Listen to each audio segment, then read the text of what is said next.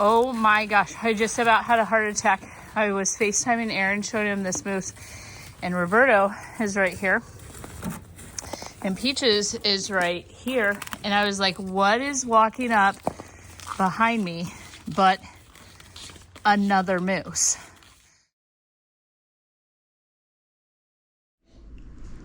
Welcome to Modern Homestead, Alaska. I am Jessica, and in today's video, we are going to do all sorts of things, mostly pull our life back together after several days of a power outage. We're gonna make some emergency candles. We're gonna get a visit from some moose. We're gonna do some water for the cow, of course, and we're gonna do some Christmas in the middle of all of it. So won't you join me today? Let's get into it. Well, now that we have steady power, we're gonna fill the stock tank, except for this is frozen.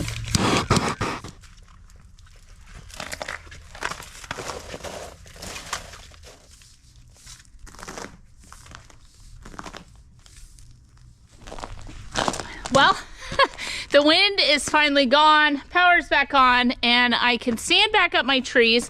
I looked for, and I had to get some off Amazon, but up here in Alaska, Amazon is not next day. So the soonest it'll be here is Monday. You know that old school ribbon, the crushed velvet on one side, and it's kind of shiny on the other, and it's wired, and it used to be on everything that we put outside.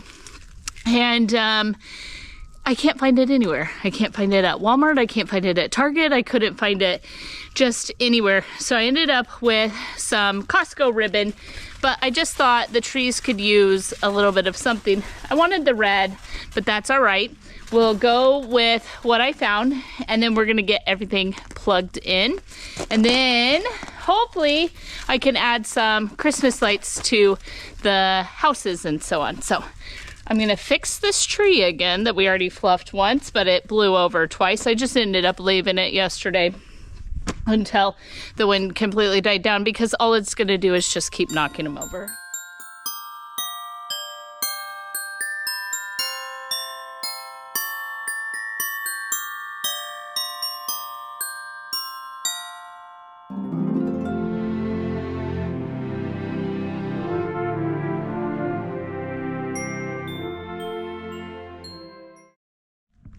So I got this tree plugged in. Can't really see it, but got a big fat bow on it and a little bit of color during the day. We have the top. Let me straighten that out.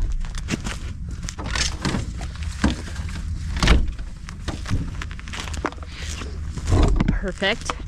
And then I ran along the fence line here some outdoor lights. And we're gonna jump over here now, stand up these trees. I am freezing. It is actually really, really cold. My drink froze before I could even finish it. So, anywho, I'm gonna stand up these trees and tie them off to that metal rack thing back there, and then see like all this blew apart. So we'll get that put back together here in just a second. So we got this, if I didn't show it, that blew apart.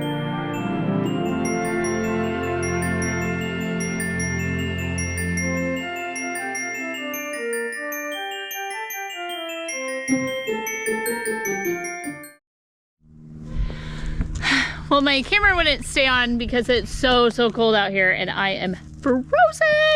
So we have that tree done and that, and then I thought I might end up, because I got that plugged in, the yellow lights are on, and I may run lights around the chicken coop, but I got the woodshed done. I want something else. Some big fat I think I need one more set of multicolored lights. First of all, I might throw these big fat ones on there. And look at that tree. Oh my gosh.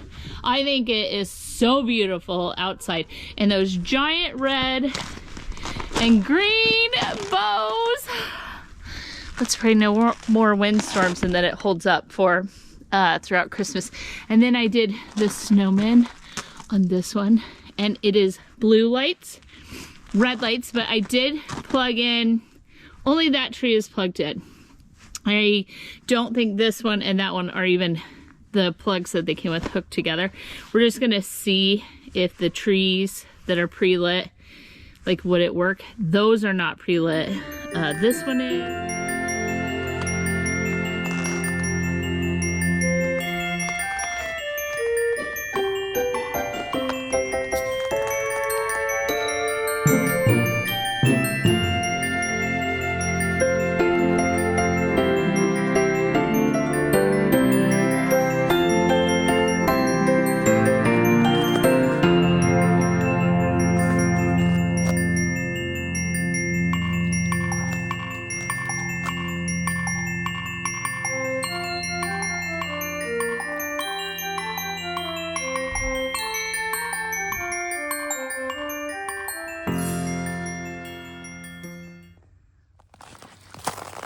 Out here doing chores, and this moose walked through and has put itself in the cow's pen. There she is. She's going to just eat up whatever was left from little baby Honey. Holy cow. And they're never alone, so I gotta get the dogs in the house. Come on. So in the last video I was just talking about how dangerous the moose are when we were outside milking, and this is being recorded on my cell phone. I guess I could just shut the gate and have me a moose. It's a pet moose, guys. It's a joke. She would bust out of that in no time flat. But welcome to my real world. And all I have is a cow stuck in a milk stanchion. I gotta go get her out. So all of a sudden the dogs are barking, and I was in here milking, and I literally, to be honest with you, cannot remember if I took the the things off Peach. Okay, I did. I was like, oh my gosh, she's still attached to milker. She's not. But she's stuck in there with no grain. But let me get her out. Hello. Oh, gorgeous. Oh my gosh. You're so beautiful. Okay. Ready? Back up. Go out. Get. Back up. I just threw her down the brush. I was milking her and I was brushing her out. So, anywho, go on. Let's go do water. Go. Go out of the fence. Go, walk. Now, look, she is like hardcore eyeballing the... She's hardcore eyeballing the moose, which is right there. Look at her. She's like, what the heck? When did you get one of these? Oh my gosh. Yeah, tell her. She don't belong here. She don't belong in your baby's pen, huh? That's not your new baby. Let's go break ice. And this is how the water, even though you can fill it up, doesn't last very long. It just freezes. And we have to bust all of it out, but you can see it layer by layer. Morning and evening frozen, and then you lose just tons of it to the ice. All right, so busted the water. Got that. Still have a pet moose in a round pen over there. She's welcome to just load herself up in the horse trailer, I guess. And just hang out. I'm certain that since she found her way in, she can find her way out. I am not going to, however, help her. She is too big and too dangerous in order for any of that. So, and I gotta get the milk inside. But while she's in the round pen, feel a little bit safe. I brought out no protection because they've been doing this at night. And she didn't kick her ears back. She didn't act aggressive. The dogs were gonna super make sure. And when she walks off, Duke thought that meant Duke was winning and that Duke was running her off. Not a good idea. That's how they kind of like suck in the dogs. Anyway, long story short, let me carry this inside. We'll move on with our day. Oh my gosh, I just about had a heart attack. I was FaceTiming Aaron, showing him this moose, and Roberto is right here. And Peaches is right here. And I was like, what is walking up behind me but another moose. Oh my gosh, I was like back up against the fence and just let it go through. They're fine, they're happy. This video is probably terrible, but Alaska life. Okay, if those are twins, I don't think they are. Hopefully that is a mom. You guys, I have over a gallon of milk hanging on my arm, and that's what keeps going down here. What the heck is happening around here? Erin just told me, if you ever watch those vines or those memes where they're like, only white women will pick up a coyote on the side of the road and put it in their car, or tame the most dangerous of animals. And I was like, I got me a moose in a round pen. I think I'll just take her some water. No big deal. Like, these are totally normal behaviors. Woo! All right, now they're both out and they're coming this way. So we'll just go in. See how little they care. See how little they care. Come on, Bert. All right, so I got all of the milk stuff cleaned up this morning. The moose have moved on, and so the boys are out there doing something with sleds and snow machines and so on. These are all of the emergency candles that we used throughout. So these pint are reusable, and not only that, these are 100-hour candles. They will burn for 100 hours straight. And then I have a bunch of these. This is no longer the Tahitian vanilla. It was one of the emergency Crisco candles. So I just use candle jars after I use a scented candle for free and refilled these. And then I also had this big half-gallon one that I put a 12-inch taper in here, and this one put off quite a bit of light. And the reason I don't continue to use, I mean, it's great starting out if this is all you have is some mason jars. They aren't that expensive, but I like to save my mason jars for actual canning projects. But I did turn one set of mason jars into emergency candles. Well, ever since I did this, I have a bunch of candle jars saved up, and so I thought I would show you really quick on the wood stove how I made these emergency candles. And we will just do it out of some expired Crisco. So to start out, my friend Crystal at Flat Tire Farm actually gave me a bunch of expired Crisco, and this expired in 2021. It doesn't actually matter because we're not eating this, but it does not smell like anything. It just still smells, and look, it's a beautiful color. There's nothing rancid about it, so on. I think, and I've never done it like this before, but I think it'll heat enough through the bottom that you can just set it in there like that, but that's not how I do it.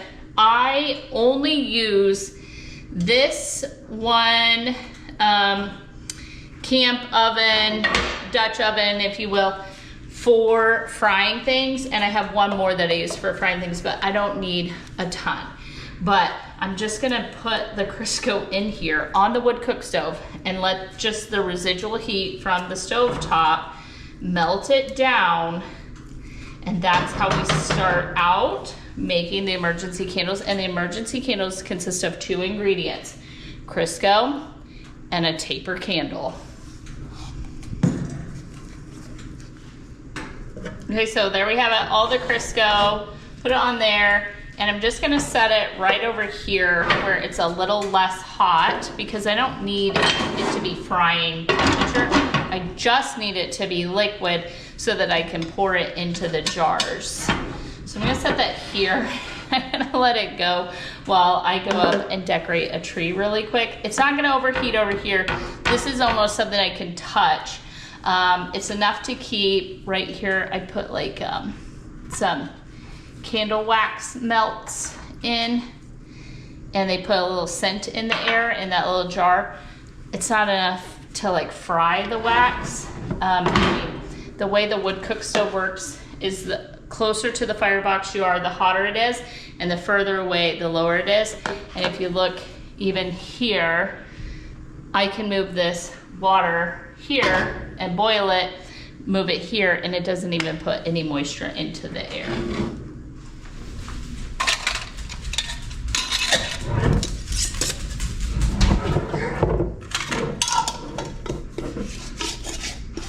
So Destiny actually came over on Friday and she cleaned all of the carpets throughout the house and did the steps and the couch and a whole bunch of other things to help me out to get everything ready to decorate or finish decorating for Christmas.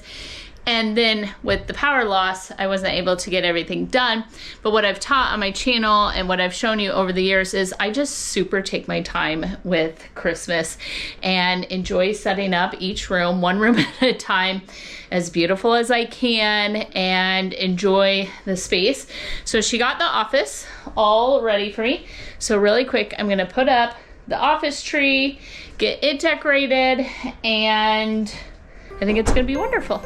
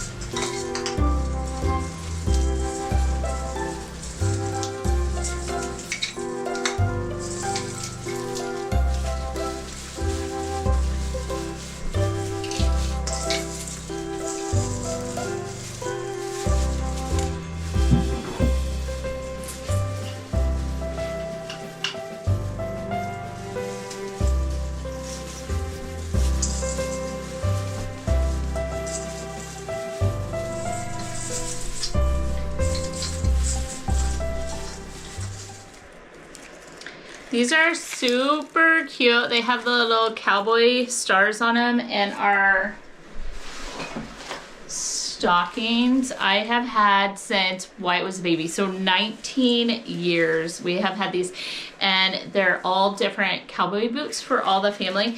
And normally on my family tree, it has these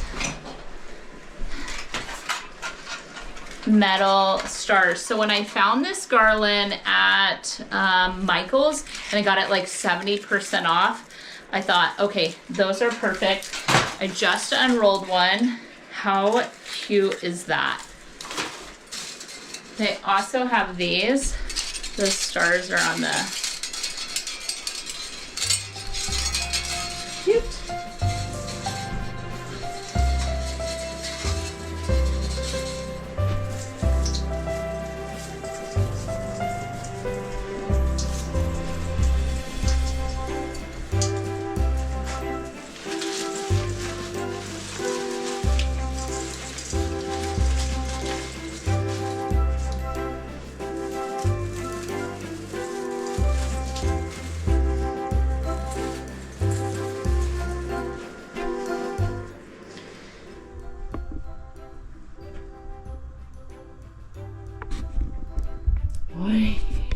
What are you doing?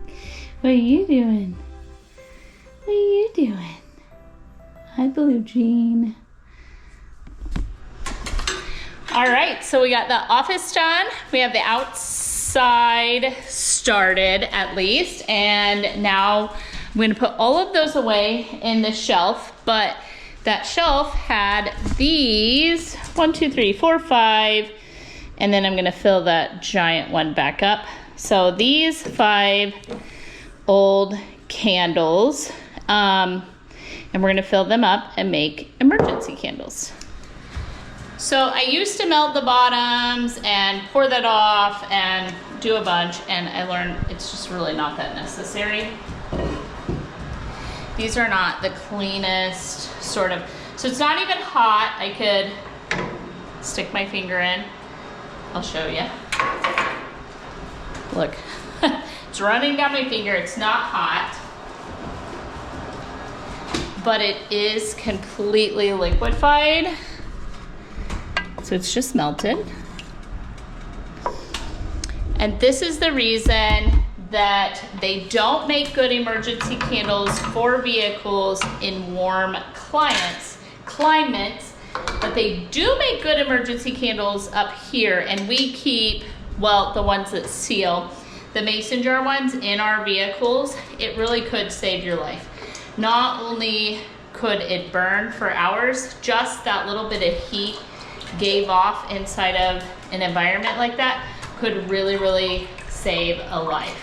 And because they're frozen and not melted up here, then you actually have like a really easy thing to kind of haul around for emergencies. So I'm just filling these candles. And the best part about Crisco is it actually washes. So this isn't gonna be wax or something that destroys my pan. It's not gonna be something that's destroying my rags. Everything washes.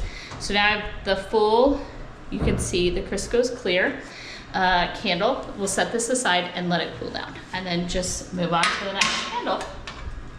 I am using a ladle and a funnel just to try not to run it all over. And we'll see how far we get. And this one jar of Crisco may only actually make about 2 candles. These are 18 ounces. And the Crisco, because I pulled another one out, let me read it. So one of these is 48 ounces, and then the candles hold 18. So, weird if it only makes 2.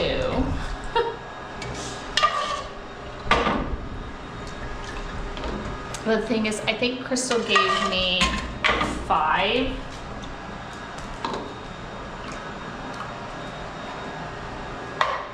I think she gave me 5 of these expired things of Crisco. So there's 2 down. Oh, that was kind of a good one. Sweet vanilla horchata.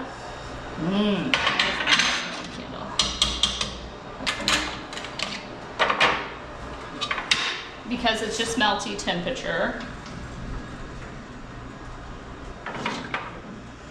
Get what I can in there, and then open the next jar of Crisco, and I'm gonna continue on throughout the day, but for video purposes, I'll show you what we do next.